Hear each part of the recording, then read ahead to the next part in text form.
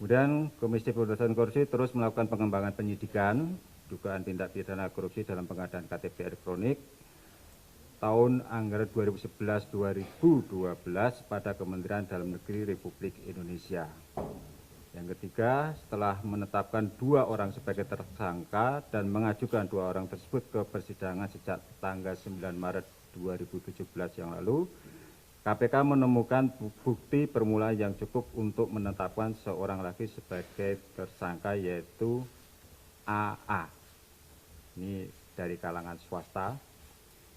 Kemudian yang keempat, tersangka AA bersama-sama dengan 2 terdakwa lainnya, yaitu Irman selaku Direktur Jenderal Kependudukan dan Catatan Sipil Kemendagri dan Sugiarto selaku pejabat pembuat komitmen Direktorat Jenderal Kependudukan dan Catatan Sipil Kemendagri diduga secara melawan hukum melakukan perbuatan memperkaya diri sendiri atau orang lain atau suatu korporasi yang dapat merugikan keuangan negara atau perekonomian negara dalam pengadaan paket penerapan KTP elektronik tahun 2011-2012 pada Kemendagri.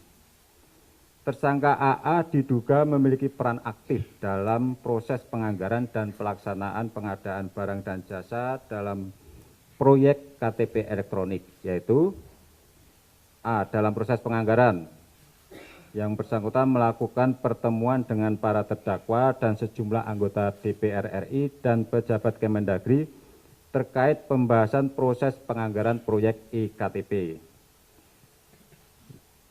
Yang bersangkutan terkait dengan aliran dana pada sejumlah pihak dari unsur Banggar, Komisi 2, dan pejabat Kemendagri.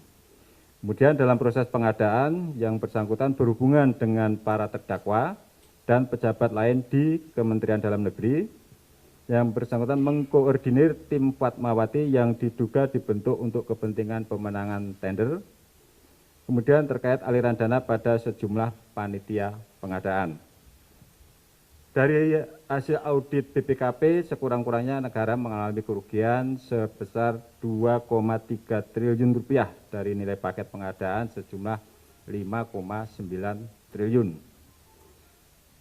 Selanjutnya, AA disangkakan melanggar pasal 2 ayat 1 Undang-Undang Nomor 31 Tahun 1999 tentang pemberantasan tindak pidana korupsi, sebagaimana telah diubah dengan Undang-Undang Nomor 20 Tahun 2001 junto pasal 55 ayat 1 ke 1 junto pasal 64 ayat 1 KUHP. KPK meminta masyarakat tetap mengawal proses penanganan kasus EKTP dan tidak terpancing jika ada isu atau politisasi oleh sejumlah pihak atas penanganan perkara ini, karena upaya menarik atau menggeser penanganan perkara EKTP pada ranah politik potensial menghambat penuntasan perkara ini. Sebagai penegak hukum, KPK akan fokus pada proses hukum. Hari ini penyidik KPK telah melakukan penggeledahan di 3 lokasi di Cibubur. Kegiatan penggeledahan masih berlangsung. Perkembangan penggeledahan akan disampaikan berikutnya pada publik. Demikian yang bisa saya sampaikan. Terima kasih. Selamat malam.